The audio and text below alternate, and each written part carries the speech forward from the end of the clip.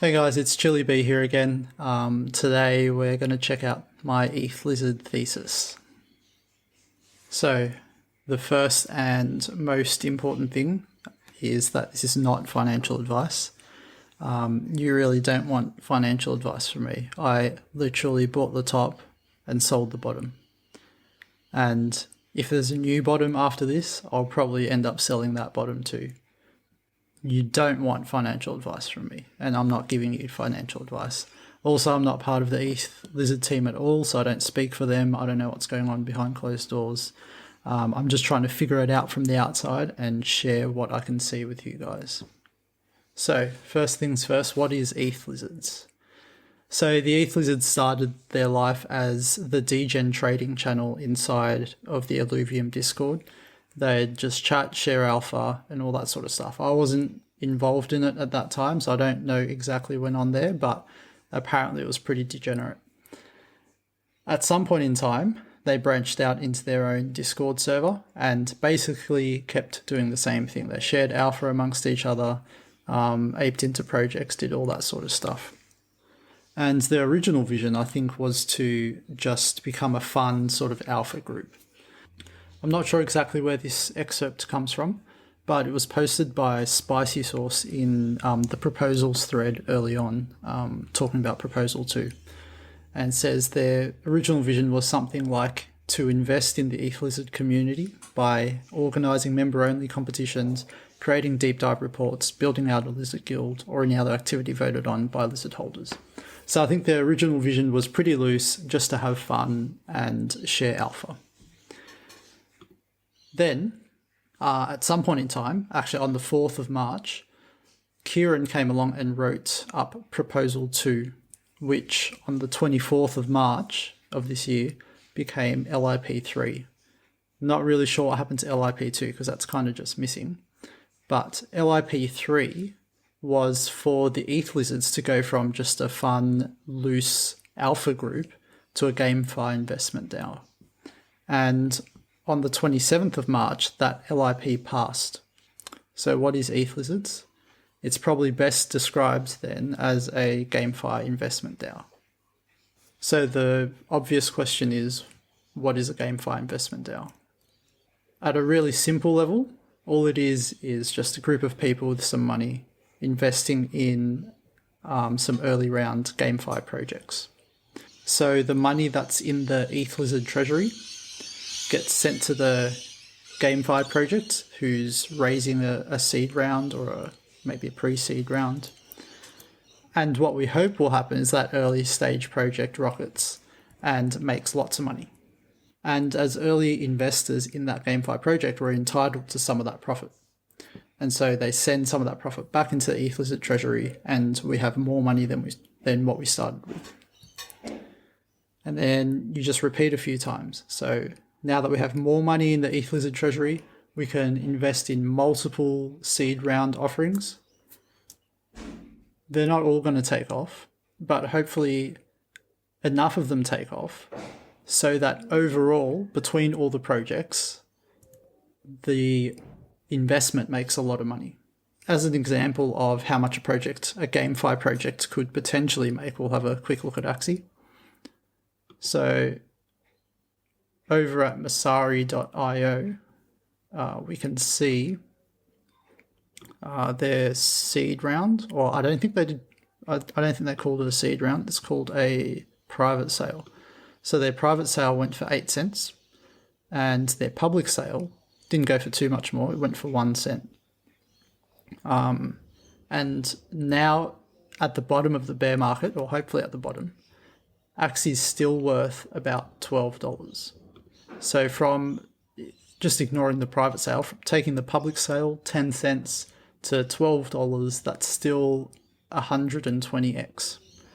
So if we were to have invested into the early rounds of Axie and held to this point, so rode it all the way up, back down, and then sold, we still would have made 121x. So back to this diagram. If we were to just get one Axie success, that one success could cover the failure of the total failure, so as in going to zero, of over 100 other projects. So in this model, you don't have to get many right. You just need 1 or 2 big winners, and that really fills your treasury. So in this model of early stage GameFi investment, what needs to go right for us to make it? I'm going to go through a few things that I think need to happen, and I'll just rate the probability of those things going right on a pretty simple scale. So in the middle, you've got 50-50. On the left, low and very low probability. On the right, high and very high.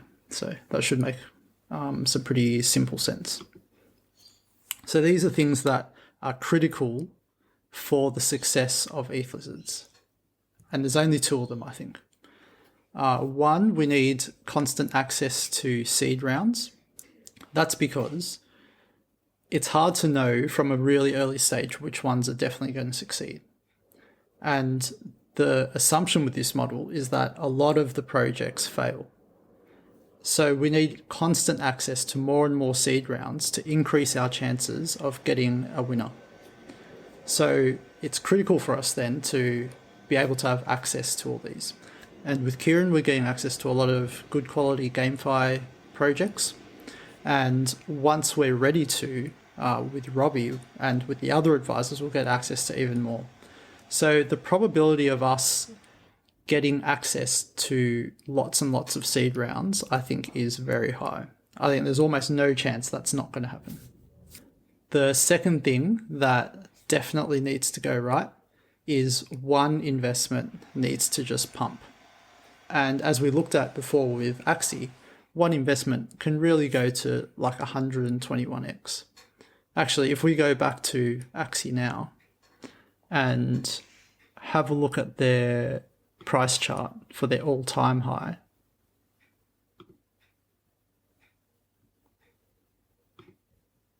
we can see that at their peak, they actually got to $166 from 10 cents. So that's a 1,666x. So if we actually got an Axie in its peak, that one investment could make the Ethlizards DAO. So assuming that we have access to lots of high quality seed round offers through Kieran, through Robbie, through other advisors, which seems very likely, I think it makes it very likely that one investment that we invest in will rocket and cover all of our losses. And really, as far as a GameFi investment DAO goes, that's all that needs to happen. We need to get lots of seed rounds. And really, as far as a GameFi investment DAO goes, those are the only 2 things that have to happen. We need access to lots of seed rounds so that statistically one of the ones that we have will make it massive. To go bigger though, to like get super massive, what I think needs to happen then is our investment council has to really be on fire. So our investment council are the ones that pick and choose which seed rounds we enter in, presumably how much we invest in each offer, when to sell, our allocations and all those sorts of things. Now, they don't have to do amazing for us to succeed as a DAO, as an investment DAO. But if we want to make it really massive, the thing that'll take us there is having a high percentage of successful investments. And with this team, I'm going to say it's a high probability of it happening. One really key factor that we have is that Kieran is actually on the investment council. And I would think there's few people in the GameFi space that have more of an insight into what a successful game takes and what a successful team looks like than Kieran. That boosts my confidence pretty high that these guys will make good decisions. And 2 is that they have a lot of chances and they have time to learn. So even if they're not amazing from the start, they can make a good amount of mistakes with no real impact to the DAO's model. Because, as we were saying before, we only need one to really go off. So as long as they're learning as they go, I'd say there's a pretty high probability that the council will at some point become a very good investment council. Second thing, to go bigger, I think the community needs to build a reputation. And there's already a lot of strides being made towards this. So the work with Sohan at No Standing, The lizards are already a pretty active community. Like if you look on Twitter and if you're looking at GameFly posts, you're probably going to see a lizard there. We're a really positive community as well. So we've got a lot of things going for us already. And I think if that continues on and we get a few wins with our investments, I think it's a pretty high likelihood that the Ethlizards community builds a pretty strong reputation in the GameFi space. To go faster, I think what we need to happen, or all that we need to happen, is for the crypto bull run to come back. I don't think anything will speed up the success of Ethlizards more than that. I know it's a pretty gloomy macroeconomic situation at the moment, and we've got rising interest rates, rising CPI, all that sort of stuff. But in the way that I am looking at things at the moment, I think there's a pretty high probability that we come back to a crypto bull run sooner rather than later. So I'm thinking in the next 2 or so years, we'll probably have a crypto bull run. Again, this is not my specialty. I'm often wrong. I buy tops and sell bottoms. But the main reason I'm thinking that, I'm not going to kind of give a huge thesis on it, but the main reason I'm thinking that is because housing prices are still going up. So this is a chart of the median sales price of houses in the US. Right now, we're on a pretty sharp rise up, and it probably needs a pullback. But as long as housing prices are going up, it means on the whole, people who hold mortgages, which are a lot of people, they're getting more and more equity because they're paying off their mortgage and the price of their house is growing. So they've got more equity to play with. So it gives them a really big buffer. And I think as long as that buffer's there, we're probably not going to see a super bad recession. Again, this is a very simple theory, and I could be totally wrong on it, but I think we'll probably see. But even if I'm wrong, and I could be totally wrong, it's a really simple theory I'm presenting.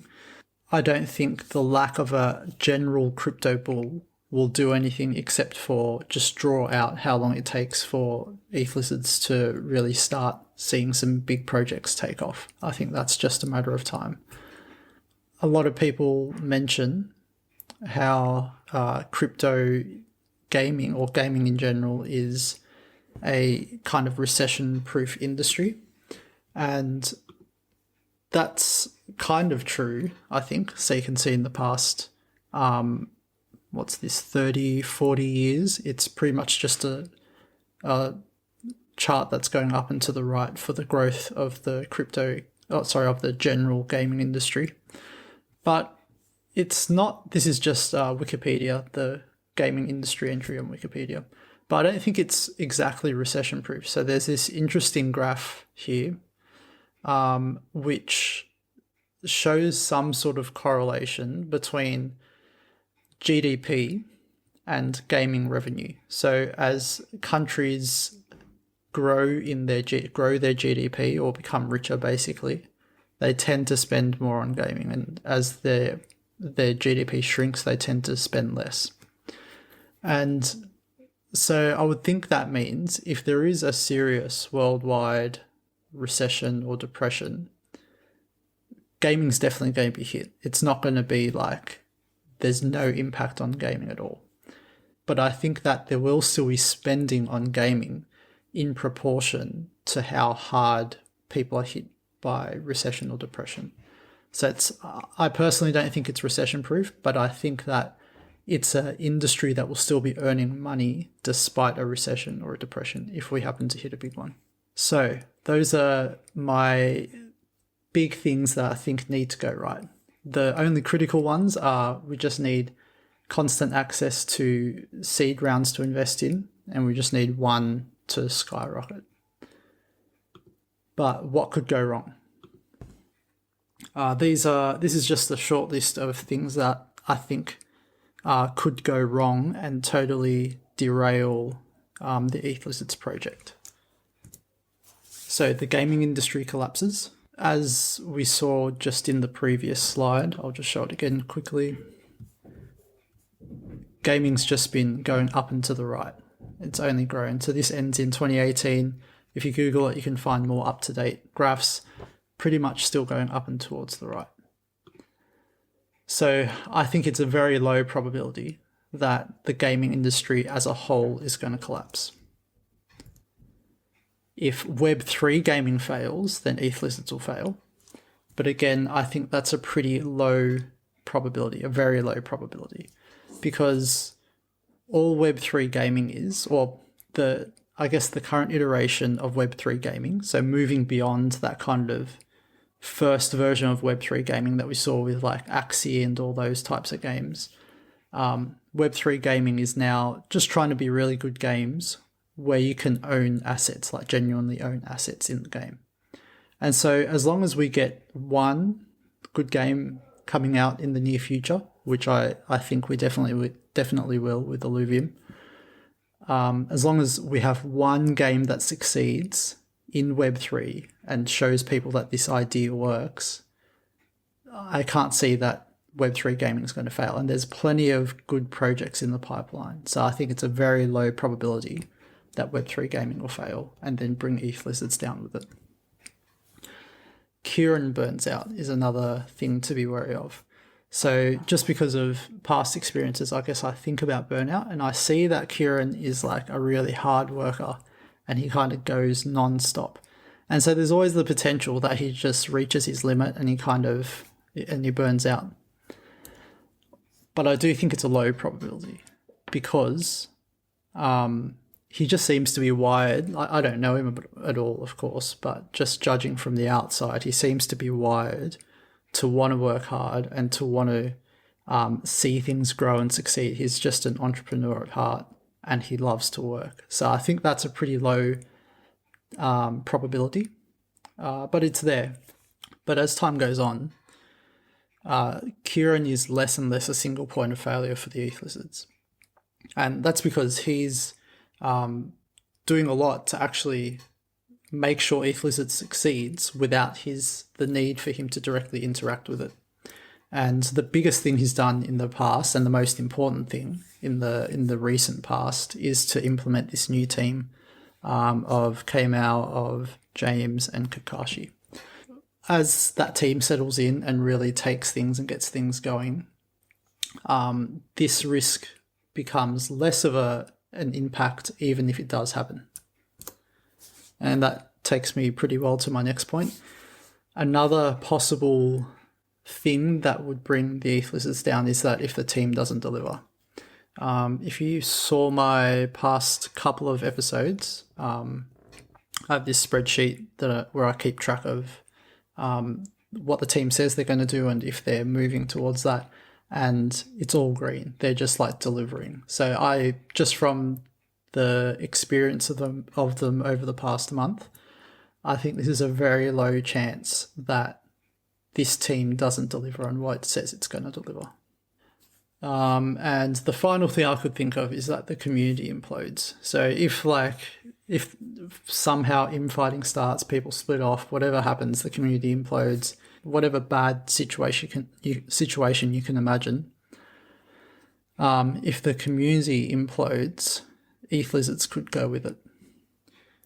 Again, though, I think this is a low probability because so far the community has been really welcoming. It's really tight. It loves to share info with each other. People are helping each other. There's lots of good vibes. So as far as I can see at the moment, that's a pretty low probability. So that's all I could think of for the moment, any serious ones anyway.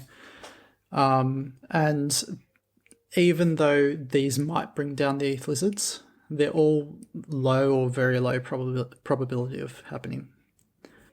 So basically, the things that need to go right, I think are very likely to go right. And the things that could bring the ship down, not just slow down Ethlizards, but actually sink it, are pretty unlikely to happen, in my opinion. Not financial advice. Okay, the potential now of Ethlizards DAO. A few caveats before I get into it. What I'm going to show is a distribution model that is kind of made up of a mix of what's in LIP3 and the most recent LIP of the team restructuring. Kmao and Lems have helped me kind of figure out a couple of things in the Discord, so thanks to those guys. But also, Seagolem has mentioned that in the near future, the details of all this will be more clearly put out in a document. So this is accurate as far as we can tell, as far as I can tell now. There will be a more definitive document to come out in the future, near future, I think. Okay, but for now, on the top, we have a successful investment. So this is only regarding successful investments.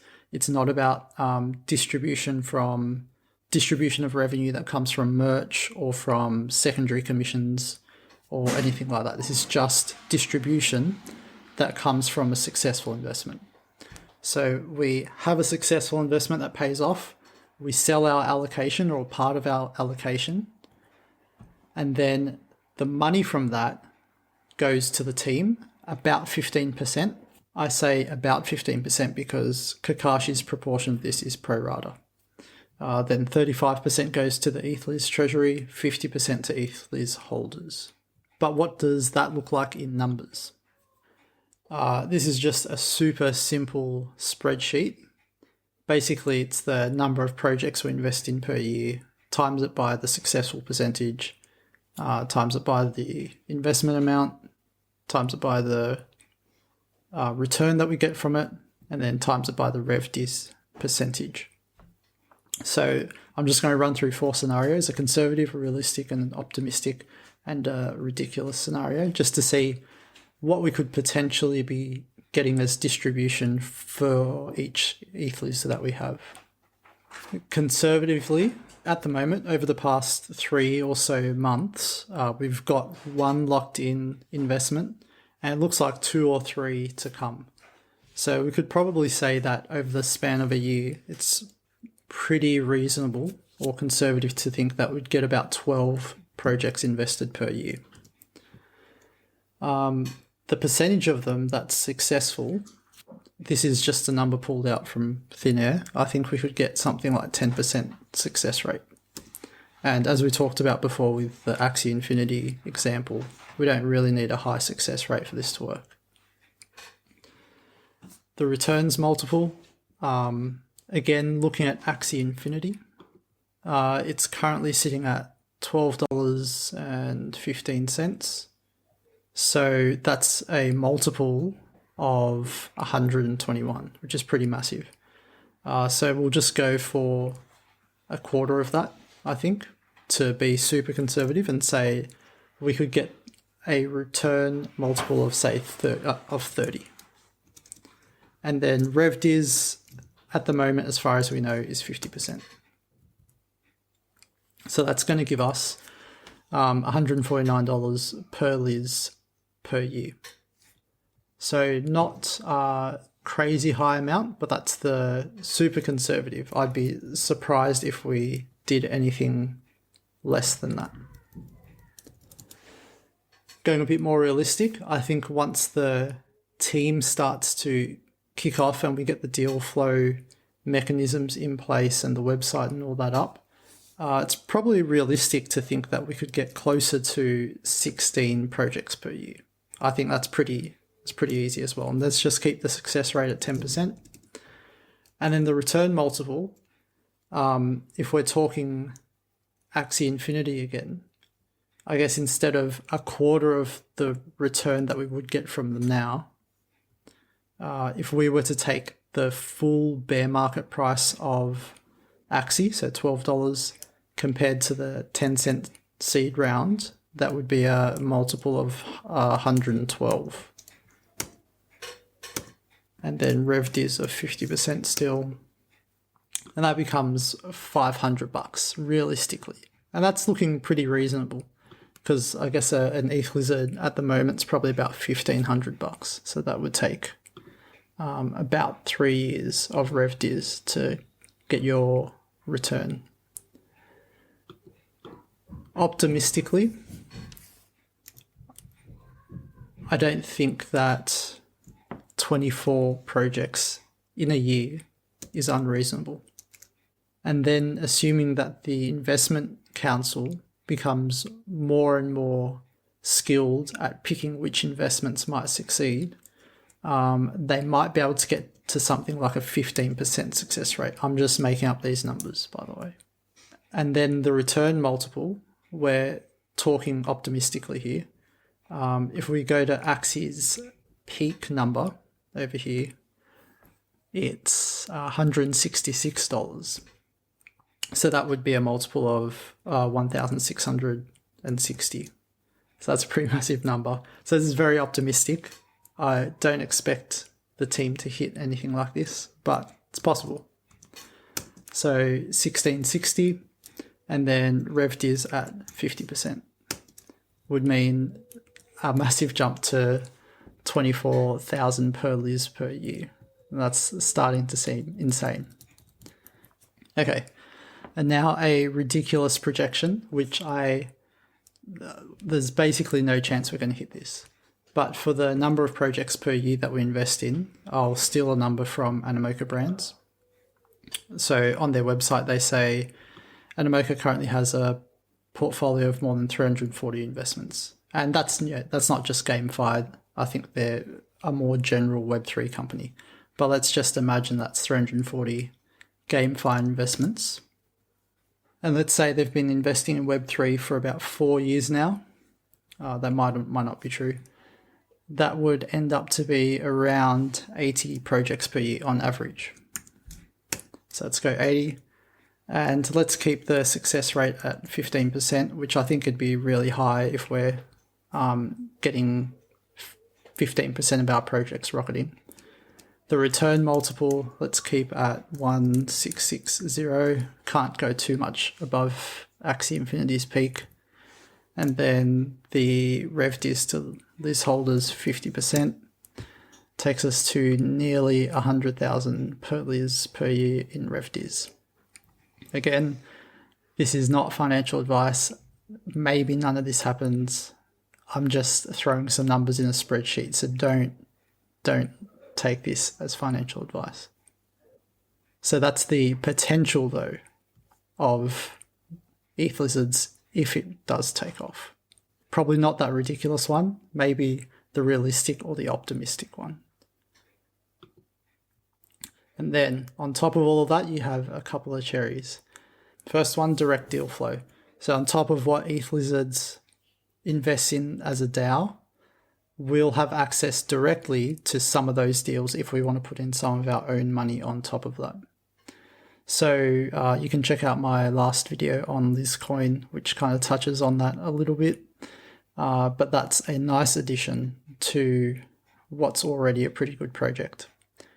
And the second one, the Ethliz floor price, is probably going to appreciate as well. So if the community builds a reputation and it gets known in the GameFi space, that'll already be driving up the floor price. And then on top of that, if we start to get revenue from successful investments, that's going to take Ethlizards from a purely speculative project to an income generating project, which on top of it has speculation as well. So I won't suggest any numbers up because I have no idea, but most likely the Ethliz floor price will appreciate if these things happen as well. So that's my thesis on Ethlizards. It's not necessarily right. It's just my opinion, my thesis. Use it to build your own opinion and your own thesis. But basically, it's that Ethlizards is aiming to invest so early into enough good quality GameFi projects that it's statistically hard to lose. And then it's just going to do that all over again. So let me know what you think about this. Let me know what your thesis on Ethlizards is. I'd be interested to hear. Let me know if I've got some info wrong. Let me know if you think I'm too optimistic, too bullish on all these cases, or if I've missed something that could totally derail Ethlizards. I'd love to hear. If you liked it, If you found it helpful, leave me a like. I'd really appreciate that, and I'll see you next time.